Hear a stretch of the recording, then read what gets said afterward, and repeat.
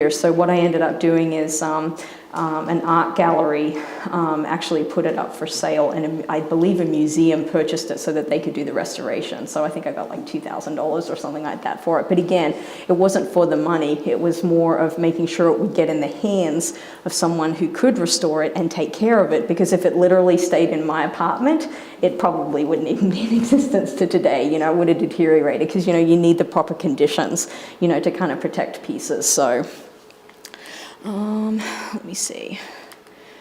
Okay, so some of the things that I wanted to kind of share with you, if I can, were some of the letters that that Bennett had wrote to friends. So, and these are also included, you know, in the collection. And I think that they show the kind of close relationship that she had with a number of people. So I've got some excerpts here. I try not to read from the PowerPoints, but I want to just kind of read a couple of little excerpts here. So we've got letters when Bennett was in France. She was a Delta. I don't know if we got any Deltas in the room, but she was a Delta, and she won a Delta sorority scholarship which enabled her to go to France and study at the Sorbonne and other places with her artwork. So she was writing from France to people like Langston Hughes and County Cullen. And for example, she's got here, you know, to Langston, she says in December of 25, do send some of your poetry and never mind about whether the coloured people like the Caraboos cover, not the Van Vechten introduction. You're not writing your book only for coloured people, which was very interesting for Bennett, because a lot of when you see with the artwork, some of the stuff, you know, she had some artwork that you can see here on the left where there's no non-African American people in this particular piece. It's kind of, you know, going back, we've got the modern, you know, African American girl, you know, you can imagine her kind of in Harlem, you know, going to events and things like that. But then you've also got in the background, you know, images of African-esque kind of images, and you've got images that are almost like Josephine Baker-esque, you know, with the banana skirt and things like that. So the image to the left is more contemporary African-American appreciation of culture, and then also historic. Now on the right, with the crisis cover, we see both African-Americans and non-African-Americans together. So you've got a non-African-American person leading, you know, the choir group here, and we see an African-American lady singing there, and I'm assuming a non-African-American man, where we see with the arm. And this was very common for Bennett to actually do. Like, she always loved African history and culture, and, you know, again, that was one of the main reasons why she was a part of the Harlem Renaissance, is because she acknowledged the past and was appreciative of the past, but she also wanted, you know, the new Negroes to bring forward, you know, their talents, you know, moving forward in the 1920s. But she's also very interested in maneuvering through these spaces, these kind of ethnic spaces. And one of the things, you know, with that letter is not surprising, where she's saying, you know, Langston, you know, you're addressing the African American community, but you're also addressing a larger audience. And that was something that Bennett was always very aware of. County Cullen, in her letter, just after a month later, you know, she's touching one of his books. He'd sent a copy to her, and she's thinking about herself, and she's, you know, I'm kind of wondering, a bit wistful-eyed, whether or not I shall ever have a book published. You know, she had this collection, and I hope Bennett is kind of looking down and looking at this and being like, yes, I finally got, you know, something out there. She very much, she had completed a collection of poetry, but at the time that she had completed it, it was in the Great Depression era, where they were doing the WPA. And at that particular time, Bennett was also being hounded by the FBI for communist activities. So just like Langston Hughes was hounded by the FBI and Claude McKay, if you go to the Schomburg, you can actually find Bennett's files. They've been digitized, so you can actually Google them now and kind of see them. But if you actually look at the physical copies of the files at the Schomburg, I think Langston's file is about this thick, I think County's is about this thick, and Gwen's is like this thick. You know, it's a monster. There were like decades that they were after her. And I think at the time, Gwen had this collection ready, but I'm not sure that there was a publisher out there that was ready to kind of go forward with an actual publication of it, because, if you're seen to be supporting, certain people who are, targeted, then that kind of weight can kind of come on you as a publisher and things like that. So, she was doing these great things post-1928, which has been uncovered through the archives, and unfortunately there just wasn't that space. So even before the FBI started hounding her, because this is very early in her career, she's kind of wondering whether or not she'll ever get a book published. And unfortunately in her lifetime a book wasn't published. And then also, I like this quote here from a letter from 1926 that she wrote to Langston, because at this particular point, Langston is really building a very strong following throughout the United States. And Gwen's reading some of these comments that non-African Americans are saying about Langston. And she says in this letter, "I don't like the idea of your being styled as busboy gone poet. I'd rather have it, quote, Negro poet finds melody in clatter of dishes." And it's a really interesting, it shows just how close Langston Hughes and Gwen, were, and it's also her being very polite in kind of saying, it wasn't busboy gone poet, you've always been a poet, and you're finding, as she says, melody in clatter of dishes, even this most menial kind of job. So I like these kind of excerpts, and a lot of the letters that you see in the collection kind of show this kind of close relationship that she had with these bigger names. And then also another section that I think is really it's very illuminating, I think, is the racist issues that Gwen had kind of experienced. Now, yes, born in Texas, you'd think that she'd kind of encounter them a lot, but, she was an infant when she was moved up to the kind of DC area. In the early 1920s, when obviously there'd be some, racism is pervasive everywhere, all around the world. So I know that she wouldn't have been untouched by racism, but I know that there's moments in the book that I try to highlight where it really it's front and center for Bennett, and I think it's really important to kind of take note of those particular moments. So even when she's in France and she's enjoying this, this lovely time in France, and there's moments in her letters where she's very homesick, for her friends and family in the DC, New York area, but there's moments where she's really enjoying her time in France. And there's an excerpt from her diary that was also in the archives, and she says here, we went to this delightful place, very chic place that made me feel that I was a dream girl in a land of dreams. It must have galled the Americans to death to see us there on par with them. As Lewis and I danced together, I heard a group of them saying amongst themselves, quote, "They dance nicely, don't they? They have that native rhythm." So here's a moment where, as Bennett has kind of talked about, a dream girl in a land of dreams. And then, there's moments like this that kind of bring things kind of, crashing down in some ways. Now, the way that she is talking about it, I think she's kind of putting it in a, I don't think it's necessarily making her down in the dumps, this particular thing. I think she's making it kind of, when she says things like, it must have galled Americans to death to see us there on par with them. Because, at this particular time in the 1920s, there's still areas where African Americans cannot go in the same areas as a lot of Caucasian Americans. So, it's just, again, just kind of these interesting moments that, even in France, we're kind of seeing where, moments of racism can kind of come in. And if you read any of Gwendolyn Bennett's short stories, there's two that we have full stories of: Wedding Day and Tokens. And they're both in the collection, and they're set in France.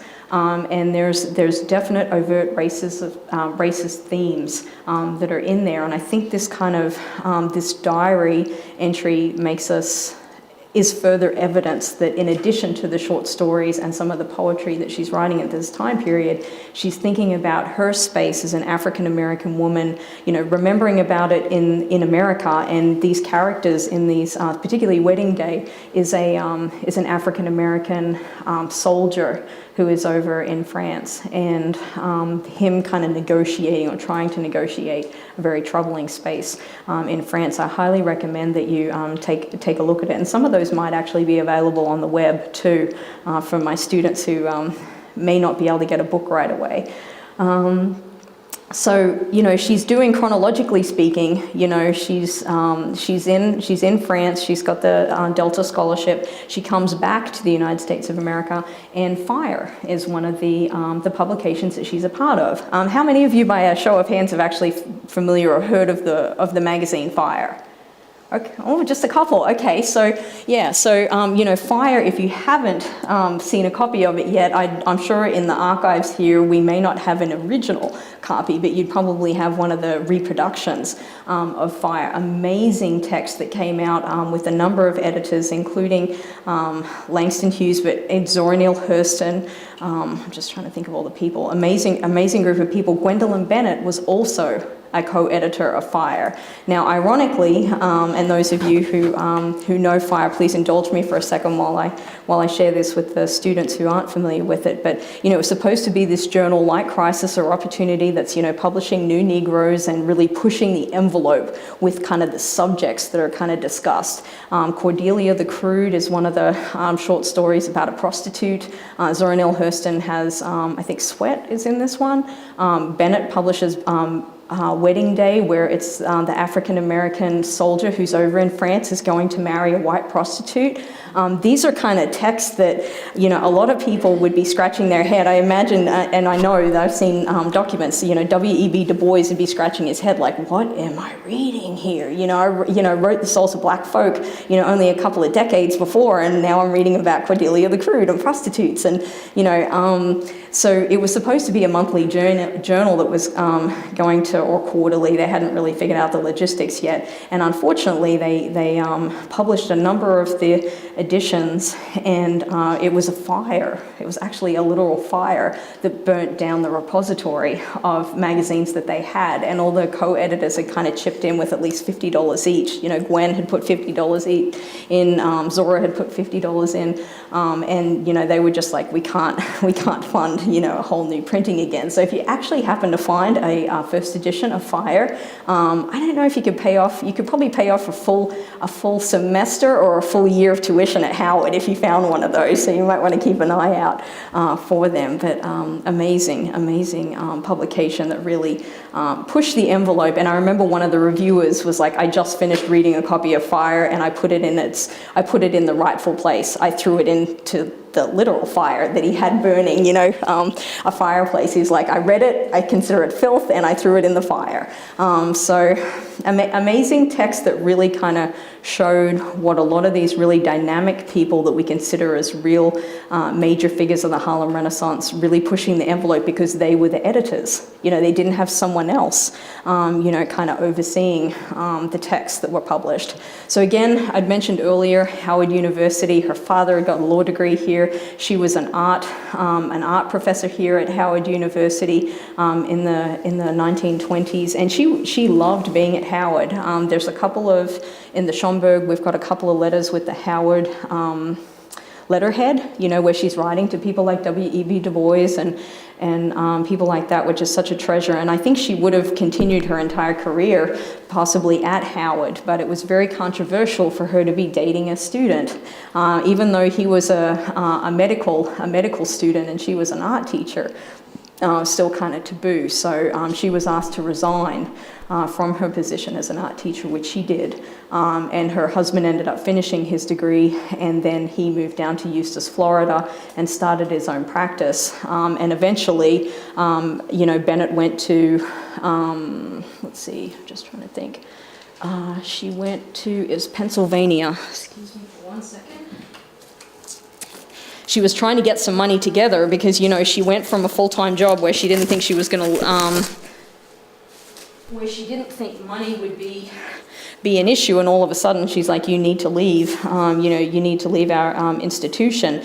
Yet she went to the Albert C. Barnes, the Barnes Foundation in Marion, Pennsylvania for a period, and then she also went to Tennessee State University for a summer, and she taught art there. So, and she was actually going to teach, when she was in Florida, at Eustis, Florida, she'd actually made plans to teach at Bethune-Cookman, so another HBCU, but because of the Mediterranean fruit fly and also because of overt racism that took place, and we're starting to see the Great Depression kind of moving to different areas too, that they actually ended up leaving Florida. But HBCUs again were very much a part of.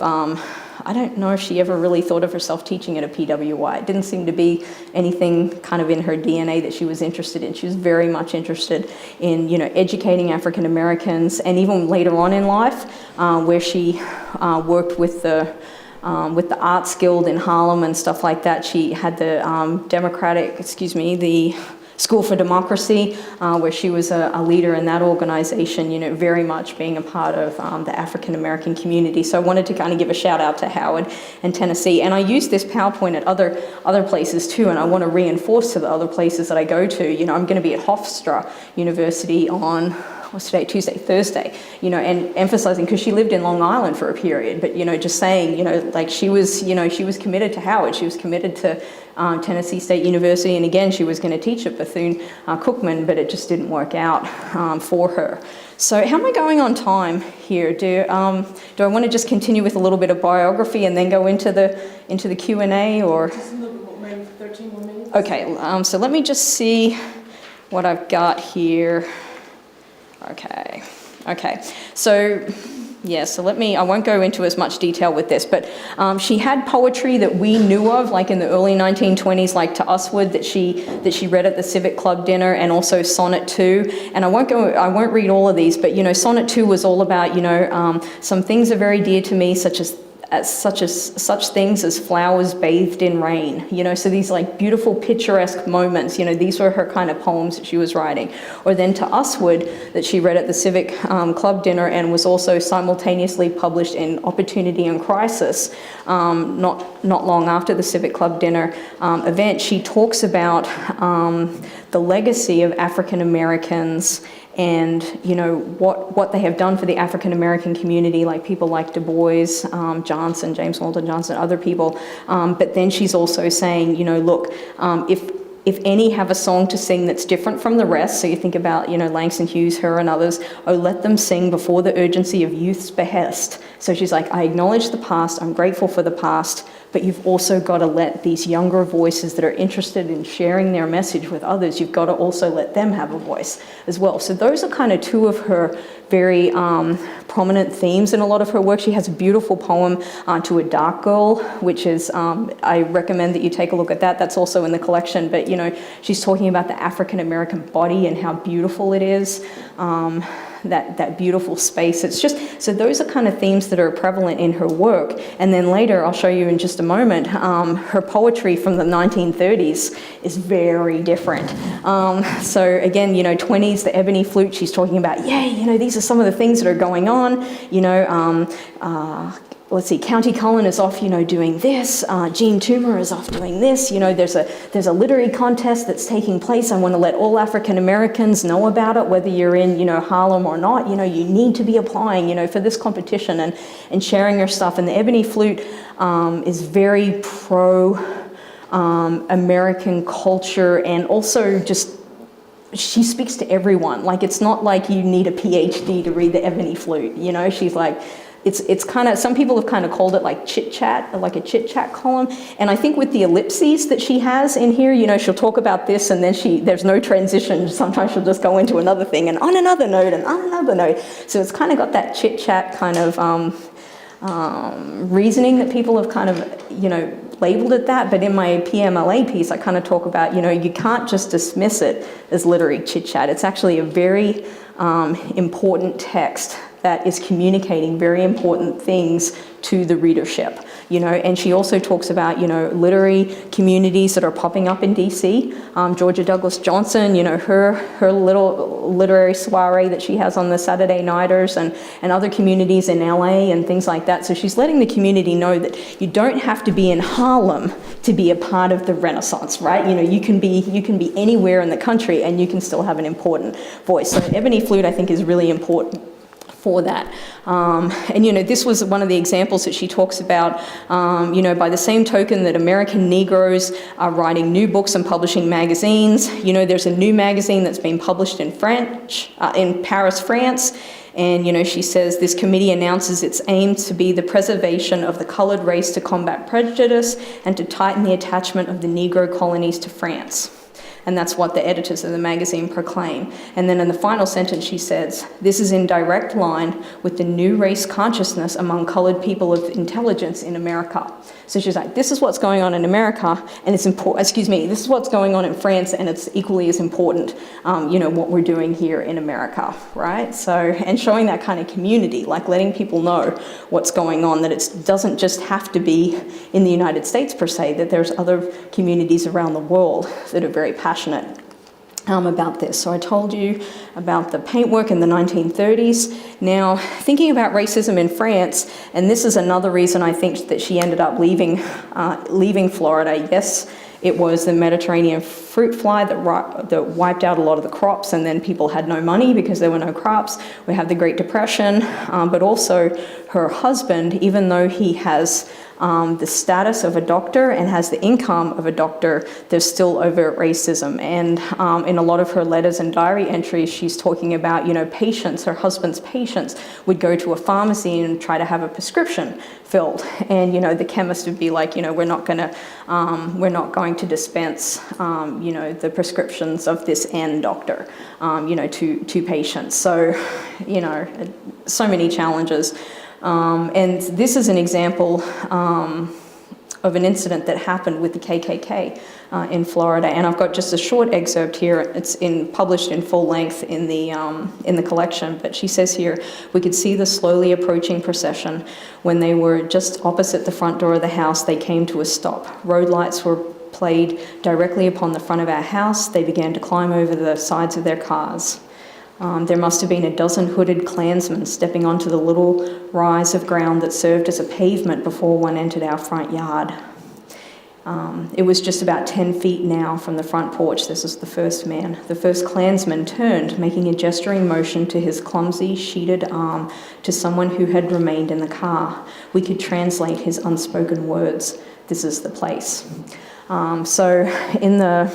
and you have her and her husband looking through the curtains, at this kind of taking place. And you can feel that anxiety that her and her husband, are facing and seeing this kind of happen. And for whatever reason, and it goes into it in more description in the edited collection, the Klansmen actually see a tree. I forget the exact name of the tree.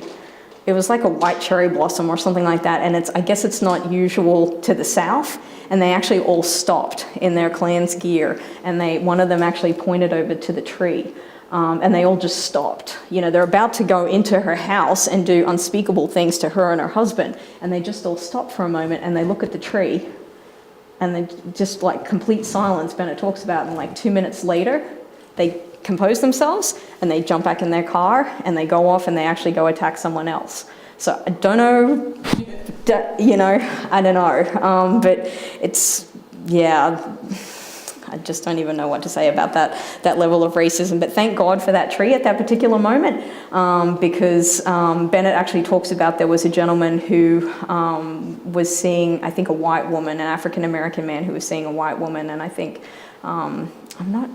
they didn't kill him, but they did really unspeakable things to him. So they came to her place to kind of put the doctor and his wife in their place, and fortunately they got distracted by a tree and they decided to move on, elsewhere. But unfortunately they did go on and do something awful to someone else. But these are the kind of things that she's kind of encountering. So they leave Florida, and at this particular point, Bennett was not very excited about being in Florida. And when you're encountering the things that they are with the KKK, she went to the library and down in